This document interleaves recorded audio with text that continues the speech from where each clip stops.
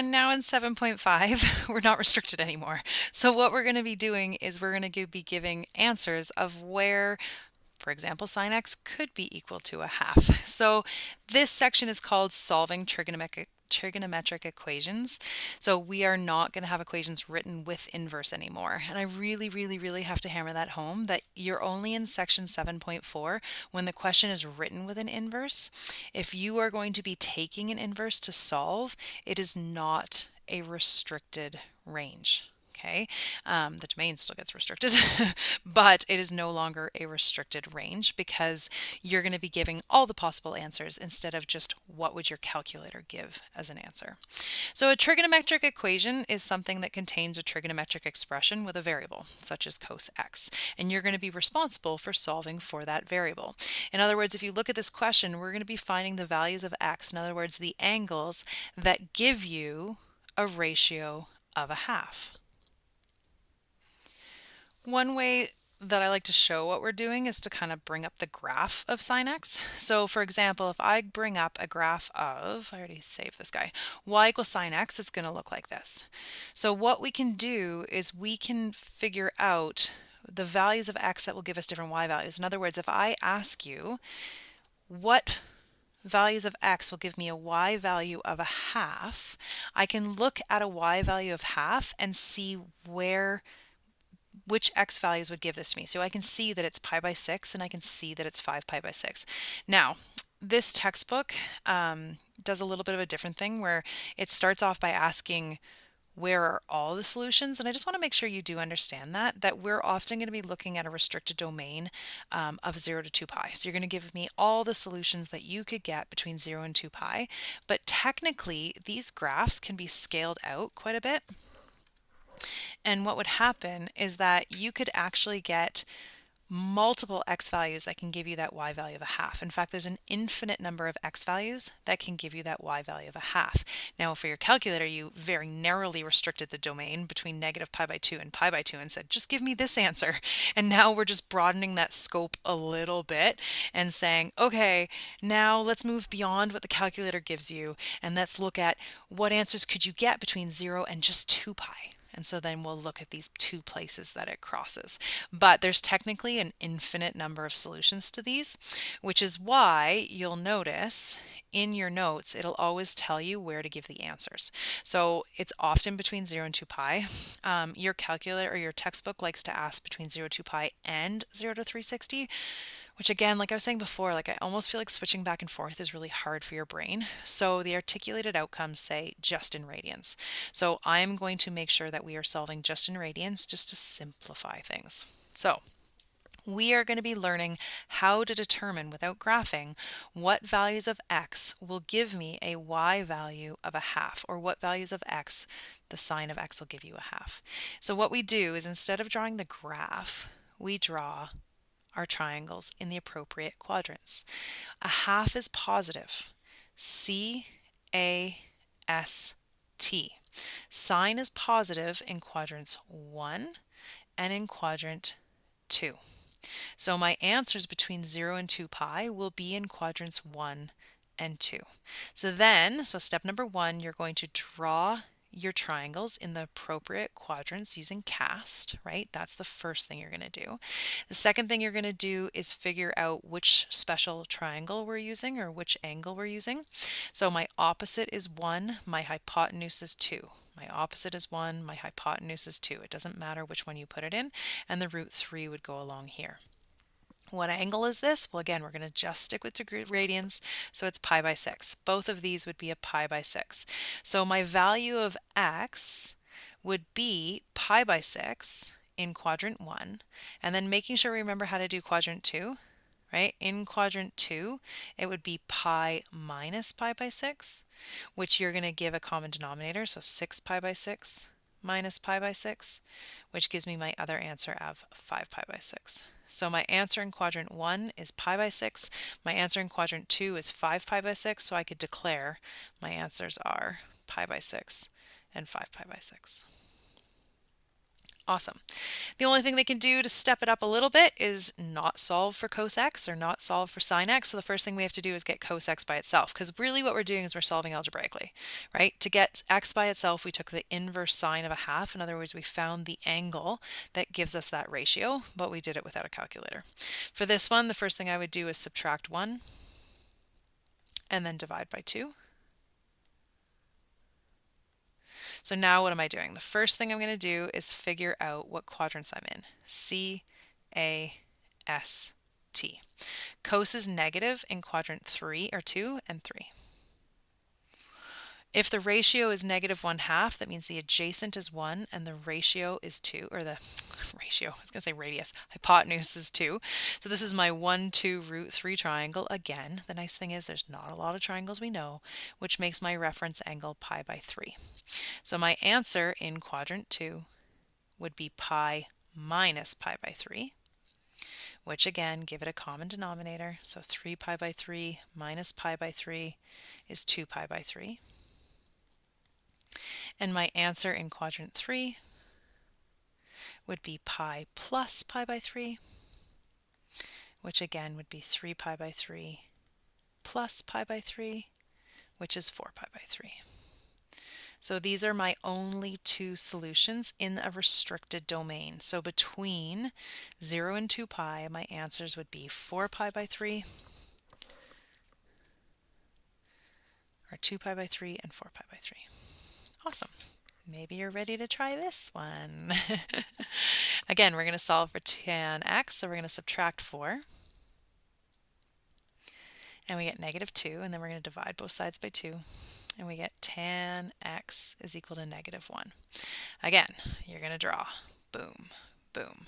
C, A, S, T. Tan is negative in quadrant 2 and quadrant 3, or sorry, 4. And then my ratio of opposite to adjacent is 1 to 1. In this one, it's a negative 1 here, and this one, it's a negative 1 here. It doesn't really matter. It makes my 1, 1 root 2, which makes my reference angle pi by 4. So my answer in quadrant 2 would be pi minus pi by 4. Now pi with a denominator of 4, I'm just going to save myself some writing, would be 4 pi by 4. So my answer in quadrant 2 would be 3 pi by 4. And then my answer in quadrant 4, and again, you're not allowed to read it as negative pi by 4 because we're not doing what our calculator would do. We were giving our answers between 0 and 2 pi. Wouldn't it be nice if we could, though? So in quadrant 2, we would do 2 pi minus pi by 4, which if we give that a common denominator of 4 would be 8 pi by 4 minus pi by 4, which is 7 pi by 4. So I get two answers, and you'll notice I often get two answers, is 3 pi by 4 and 7 pi by 4. And one thing I should point out before we go too far too is don't forget you can check these, right? You can plug in for x, make sure your calculator's in radians, plug in 3 pi by 4 and do 2 times the tan of 3 pi by 4 plus 4, does it equal 2? So you can always check everything in math, even if it's something complicated like this. All right, a couple more. Next one, again, we're going to solve for x. The step up I'm doing here is that we're adding 1 to each side. And for this one, you know, we can't do the CAST because we should, maybe you don't know, but you should know that adjacent over hypotenuse, if it's a 1, you're thinking of quadrantal angles instead of special triangles. Okay, it's not going to be my 1, 1 root 2 because that's only for tan, that it's equal to 1. So when I think of cos x being 1, I'm thinking about this being the x value, and I'm thinking about it being positive.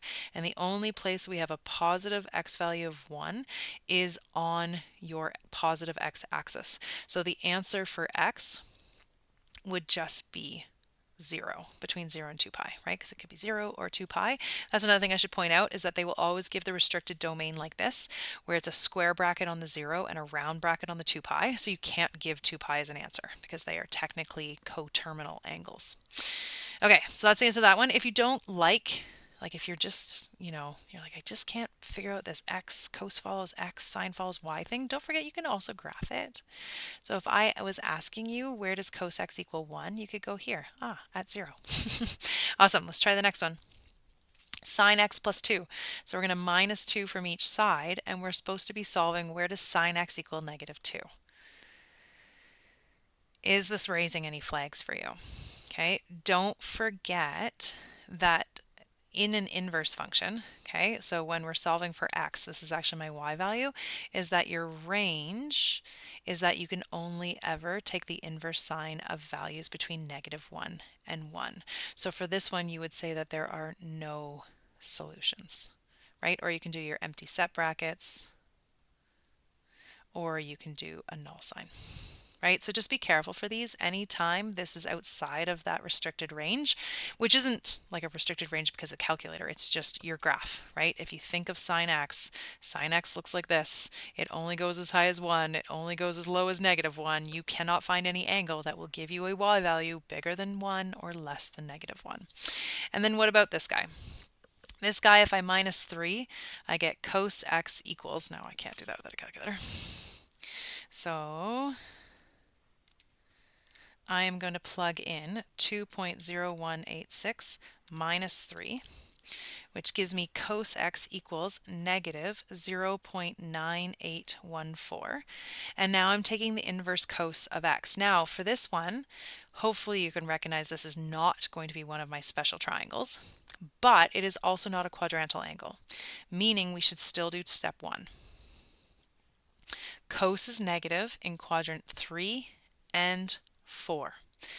We don't have a special triangle that will give me an adjacent of 0.9814 and a hypotenuse of 1, so we are allowed to use our calculator.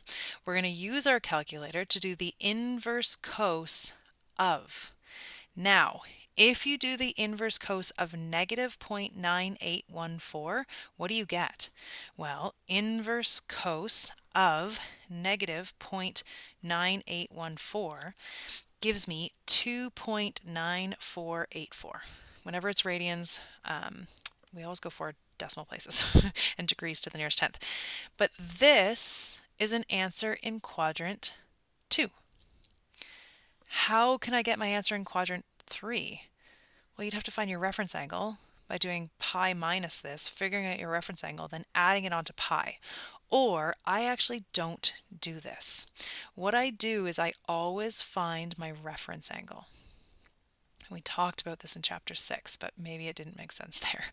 So what I do is I do the inverse cos of positive 0.9814, because then it's always going to give me the reference angle in quadrant 1. So we're going to do inverse cos